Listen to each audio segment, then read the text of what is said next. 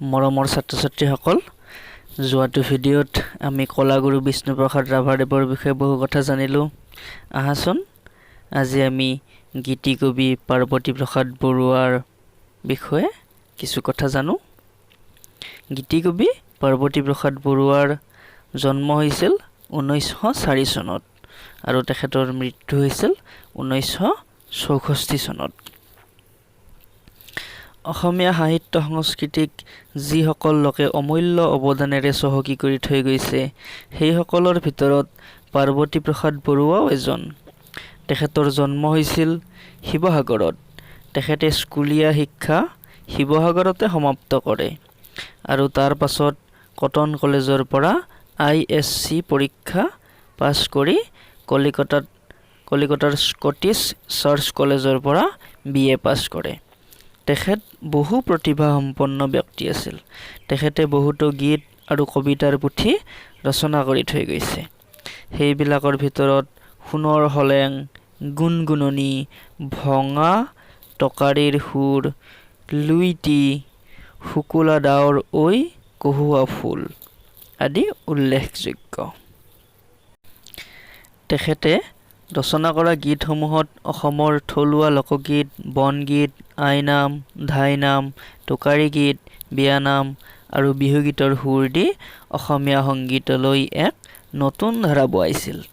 তেখেতৰ বহুতো দেশপ্ৰেমমূলক গীত আছে। সেইবোৰ হ'ল নবলো তোক সোণৰ অসম, জয় জয় অসম মাতৃৰ জয় আৰু পূজো আহা আই মাতৃৰ চৰণ কমল, উঠক বাজি জয়ধ্বনি পৰম মংগল আদি। মই এই গীতবোৰৰ লিংক এই ভিডিঅ'টোৰ ডেছক্ৰিপশ্যনত দিম। তোমালোকে সকলোৱে এই গীতবোৰ শুনিবা আৰু গাবলৈ চেষ্টা কৰিবা দেই। মৰমৰ ছাত্ৰ-ছাত্ৰীসকল, আহাচোন পাৰ্বতী প্ৰসাদ বৰুৱাৰ এই গীতটো আমি সকলোৱে লগে ভাগে গাওঁ। মোৰ লগত তোমালোকেও গাবা দেই একেলগে। ঠিক আছে, গানটো আৰম্ভ কৰিছোঁ।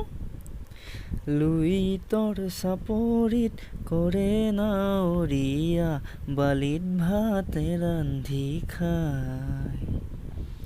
হাউদৰ ডিঙৰা বগা পালে তৰা, উজনিৰ দেশলৈ যায়। হেৰ নাৱৰীয়া মেলি দে ডিঙৰা, তৰি দে শুকুলা পাৰ। পশ্চিমৰ দিশৰে পছুৱা আহিছে, বতাহ বলিছে ভাল।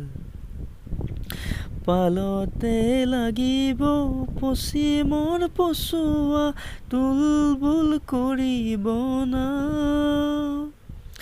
ঢৌ চেৱে চেৱে নামে লগাই দিবি, ঢৌ চেৱে চেৱে নামে লগাই দিবি, হালিব জালিব গা।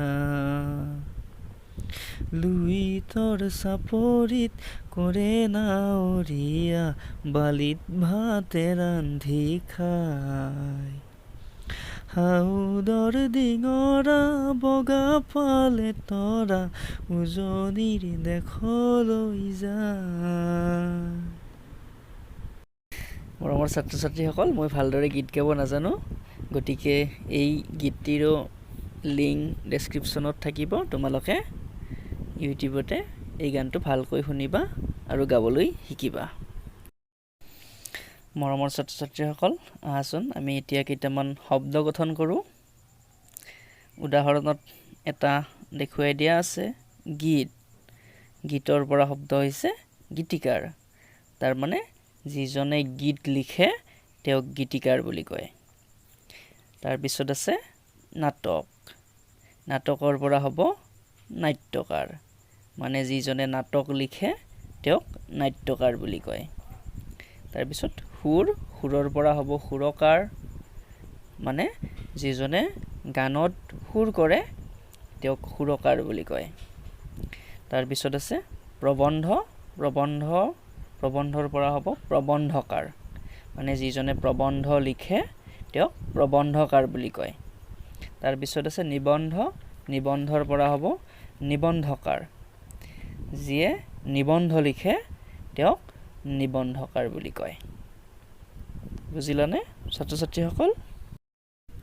গতিকে গীত গীতিকাৰ, নাটক নাট্যকাৰ, সুৰ সুৰকাৰ, প্ৰবন্ধ প্ৰবন্ধকাৰ, নিবন্ধ নিবন্ধকাৰ।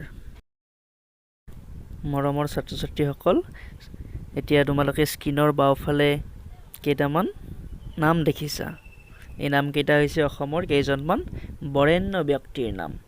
তেওঁলোকক কিছুমান বিশেষ নামেৰে জনা যায় আৰু সেই বিশেষ নামবোৰ স্ক্ৰীনৰ সোঁফালে দিয়া আছে। কিন্তু এই নামবোৰ সঠিকভাৱে দিয়া নাই, ওলোটা পোলোটা কৈ আছে। আৰু এতিয়া তোমালোকে সঠিক নামবোৰ তেওঁলোকক যি নামেৰে জনা যায় সেইবোৰ আস্তানি সঠিককৈ মিলাব লাগিব। কাক কি নামেৰে জনা যায় তোমালোকে জানাই নিশ্চয়, তথাপিতো মই এবাৰ কৈ দিছোঁ। পাৰ্বতী প্ৰসাদ বৰুৱাক কোৱা হয় গীতিকবি বুলি। বিষ্ণুপ্ৰসাদ ৰাভাক কোৱা হয় কলাগুৰু বুলি। জ্যোতিপ্ৰসাদ আগৰৱালাক কি বুলি কোৱা হয় তোমালোকে জানাই, ৰূপ কোঁৱৰ। ফণী শৰ্মাক কোৱা হয় নটসূৰ্য বুলি, নটসূৰ্য ফণী শৰ্মা। আৰু ৰুদ্ৰ বৰুৱাক কোৱা হয় লুইত কোঁৱৰ বুলি।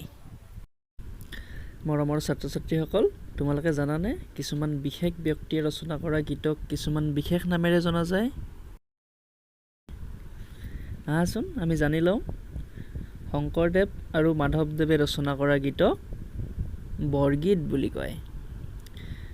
কলাগুৰু বিষ্ণুপ্ৰসাদ ৰাভাই ৰচনা কৰা গীতক বিষ্ণু ৰাভা সংগীত বোলে। ৰূপ কোঁৱৰ জ্যোতিপ্ৰসাদ আগৰৱালাই ৰচনা কৰা গীতক কি বুলি কয় জানানে তোমালোকে? জ্যোতি সংগীত বুলি কয়। আৰু কবিগুৰু ৰবীন্দ্ৰনাথ ঠাকুৰে ৰচনা কৰা গীতক ৰবীন্দ্ৰ সংগীত বুলি কয়। মৰমৰ ছাত্ৰ ছাত্ৰীসকল, এই ভিডিঅ'টো চোৱাৰ পিছত তোমালোকে এইকেইটা গৃহ কাৰ্য কৰিবা আৰু ধুনীয়াকৈ বহীত লিখি মোলৈ হোৱাটছএপত পঠিয়াই দিবা ফটো মাৰি। গৃহ কাৰ্যখিনি হ'ল কোনে কি ৰচনা কৰিছিল লিখা। ক নম্বৰ বৰগীত কোনে ৰচনা কৰিছিল, খ নম্বৰ বিষ্ণু ৰাভা সংগীত কোনে ৰচনা কৰিছিল, গ নম্বৰ জ্যোতি সংগীত কোনে ৰচনা কৰিছিল, ঘ নম্বৰ ৰবীন্দ্ৰ সংগীত কোনে ৰচনা কৰিছিল।